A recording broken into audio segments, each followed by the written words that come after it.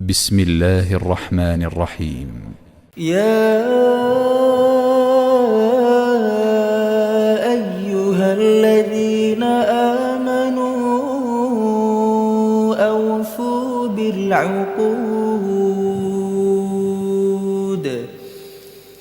أحلت لكم بهيمة الأنعام إلا ما يتلى عليكم غير محل الصيد وأنتم حرم إن الله يحكم ما يريد.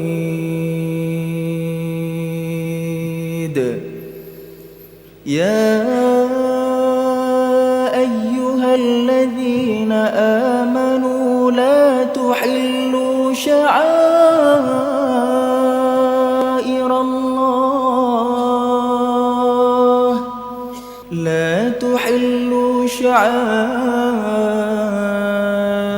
الله ولا الشهر الحرام ولا الهدي ولا القلائد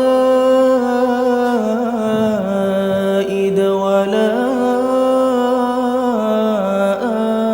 آمين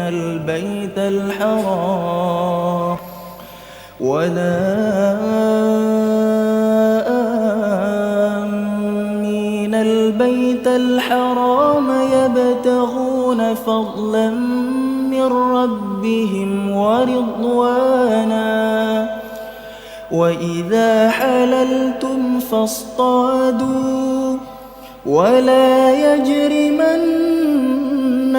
شنآن قوم أن صدوكم عن المسجد الحرام أن تعتدوا وتعاونوا على البر والتقوى ولا تعاونوا على الإثم والعدوان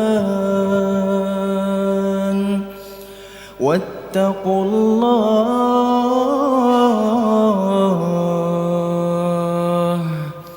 إن الله شديد العقاب.